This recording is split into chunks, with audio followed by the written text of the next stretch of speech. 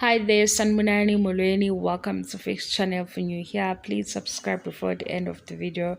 If returning, thank you for love and support. I appreciate you. But guys, ngilungisa iphutha engilenzile before. Maskandi news, maskandi updates. Le poste Dlala Thukzin. UDlala Thukzin siyamazi weplan ingoma efikile laphaya kuma-summer 30 iplan angazi ukuthi walanda-ke ama-awards amangaki uDlala Thukzin ngengoma yakhe yaphinde futhi ingoma yangena kuma-radio stations amaningi iplan likaThukzin. Mase kuthi-ke iParis ngicabanga ukuthi ngibambe ama-radio station awu-5 la bengene khona for Song of the Year. Bahlanganile-ke basebenza ndawonye. Ngicela ukulungisa leyo ndawo. UMthandeni SK noDlala Thukzin bebesebenza ndawonye, bebesendaweni eyodwa. Wayijabulisa-ke, wabajabulisa abantu labaya uMthandeni. Amantombazane.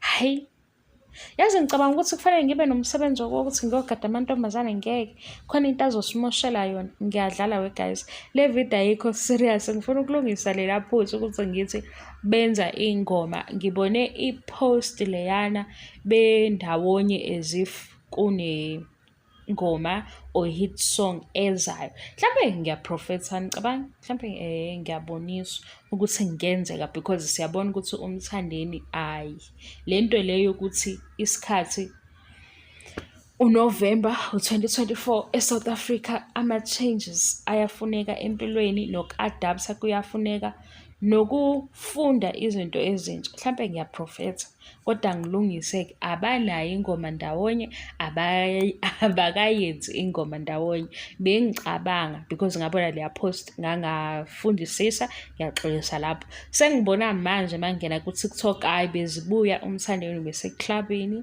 bekumnandi bebejabulile abantu. Asikhulumeni ngalokho eklabini guys. Ngithi ngiyabo eklabini kujwayele ukuthi kuhamba nje abathanda ubumnandi and laba abathanda ubumnandi baba no-music wabo. Mhlampe kuzoba i-deep house, kube i-piano, kube igqom or hip hop. Nabeya ungena i-artist yamaskandi. Phela uMthandeni uyi-artist yamaskandi.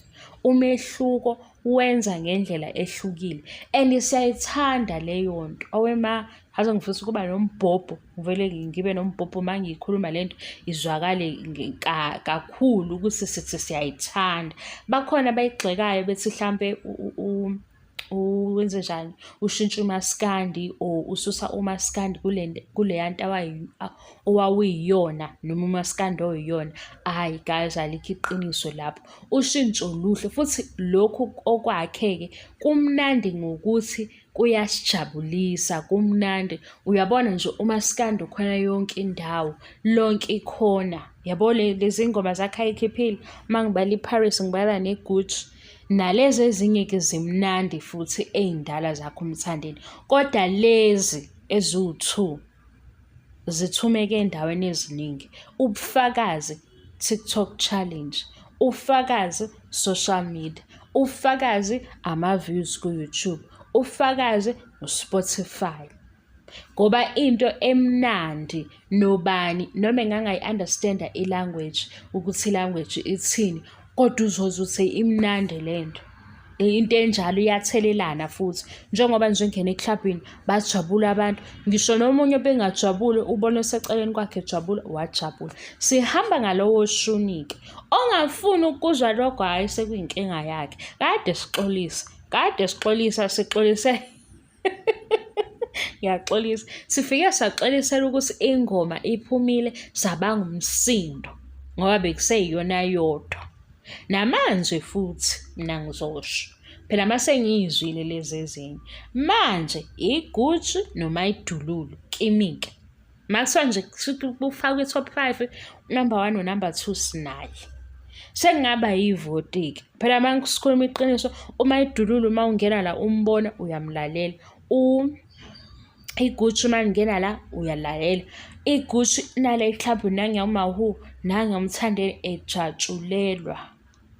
Kodwa ngifuna ukuqamba manje ngithi angikho worried ngamantombazane. Ngiyazi ukuthi ubhuti esokhulile mudala futhi sekule ndima kade afika kwi-entertainment industry, ukuthi guys abanye abantu banakho into yokubuka ukuthi uma uhamba kakhulu sizokwenzenjani. Baba nayo into abayifunayo ngoba phela laba bayangisabisa mina. Umona wabo uyangisabisa serious. Umona lo abanawo ngale, hayi, umona yabo loya, umona ngathi kunencwadi kuyafundiswana ukuthi yena kubalulekile ukuthi ukukhumbule lokhu. Ngo-2011 wenza lokhu Mthandeni, ukukhumbule njalo. Ngathi banencwadi enjalo kanti why? Kodwa kangifuni ukukhuluma ngalaba abanomona ngoba yibona futhi baku-social media. Angikholwa ukuthi uMaskandi bawulandela ngaleyo ndlela, behambe bayosupport-a ngisho la okwenziwa khona ama-events. Ngibona ukuthi into yabo nje ino-social media futhi laba ngiyabasola.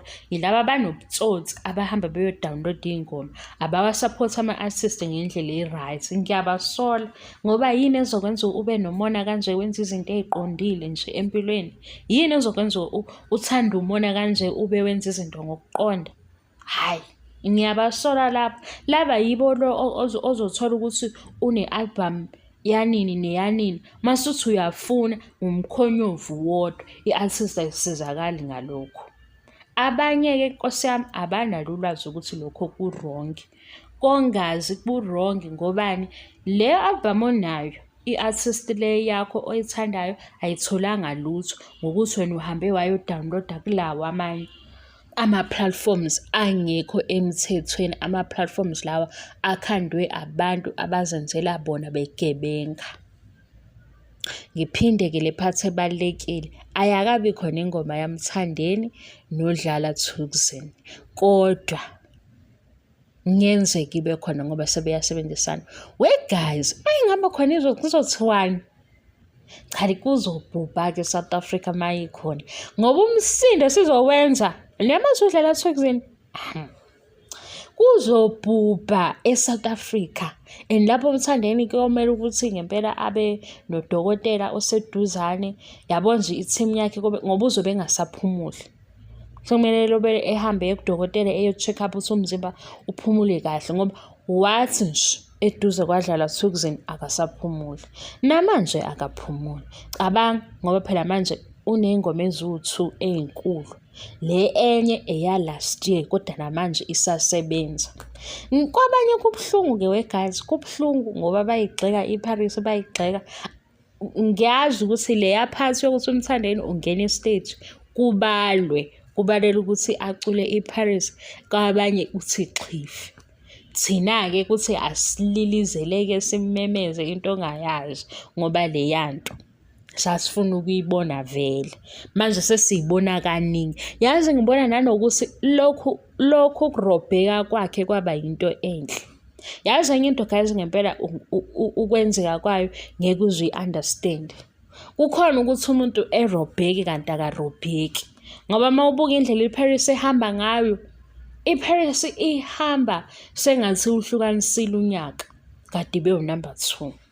Mhlambe bekufanele kube nje, mhlambe singabe sisakhalaza ukuthi hey bamrobha, sesilindele bamosha, bekuzoba nje. Ngoba ekugcineni kwakho konke umuntu okaSmarkade. Woza-ke nama-paragraphs akho, woza ney'ndaba zenu nemilando yenu, ekugcineni umuntu okaSmarkade.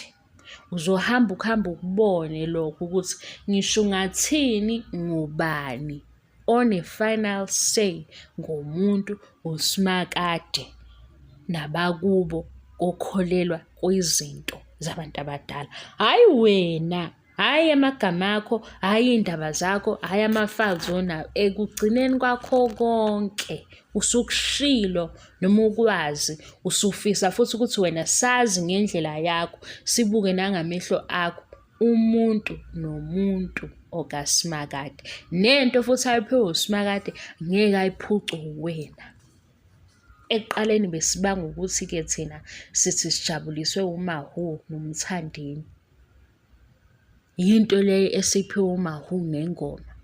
nethalente futhi-ke elikulaba abanethalente baliphiwe uSimakade. Wena ungakhuluma nje wande ume nokuthi i-behavior yakhe injani, ufise ngayo yonke indlela ukudestroy isithunzi sakhe. Uyobe nje ukhompyutha nespoki, uyobe nje futhi uyinikeza ithaski embi empilweni. Uyoyigona leyo nto udu ngoba ngeke izize isebenze ngeke isebenze ndawo. Ngisho ngabe ubani. Uyozama uzame uthi wena wenzani noma wathuka inhlamba wenzani laphayana. Uzimoshela isikhathi. Uzimoshela isikhathi. Yezwa? Ngathi ngayisho lento nize nizwe ngoba la manithi nizofika kimi nisazothi uMthandeni unjani ngizwile last year ngahamba ngayoyifunela. Lokho-ke sengikutholile akasekho omunye ozokushintsha Nkosi yami, akekho hayi mina belingihlekisa kodwa uthi i-passion yento engenamsebenzi walutho, i-passion yokugxeka i-artist kwa wena futhi awuculi. Hayi, passion yokugxeka i-artist ngoba phela ama-artist ayacula-ke wona, wena wenze njani? Wenze njani? Asikhulume ngale yenziwo wena, wenze njani? Mina ngiyazisola guys, anisola ukuthi akusibo laba abagebengayo behambe beyodownloada laphaya. Ngiyakholwa lama-platform angakho right lawa athi nayijabani. Leyo eshithi download track bani. Leyo ilaba abantshontsha iy'ngoma zama-artist online. Usaphotha nangendlela e-cheap, kodwa lana unesibindi sokuzosibalela imilando. Ngiyazisola. Niyawathenga amakhadi lapha Spotify akhona i-Ackermans nakwezinye iy'tolo akhona, ngicabanga seqala ko-60 ba. Lawo makhadi ufake i-app, ufake i-voucher yakho, udlale umusic, i-artist-ke yakho ithole i-support efanele. U-YouTube lo uhambe uye laphaya kuKhuzani, uKhuzani bani? Ngizoconfirma la ku-YouTube ukuthi uKhuzani Mpungose uKhuzani bani ngokwe-music. Ungene lapho usaphothe khona nakuMthandeni SK ube sure ngoba khona nabanye abangididayo abafake iy'ngoma uthole ukuthi nangu uMthandeni uyifakile ingoma yakhe nomunye futhi useyifakile. Ungasazi-ke mhlawumpe ukuthi i-record label kanjani. Kodwa lezi zinto lezi kufanele ezinye siyi-confirm ngoba size nge-support. Oze ngey'ndaba ngicela ubajoyine ku-TikTok benze o-live bekhulume-ke kuyatarabhana kunjani lezo-ke angizazi-ke. Hhayi ngeke ngiy'lande iy'ndaba angingazazi kodwa umculo ngizowuthi nokwenzeka manje ngikuthinte. Bye.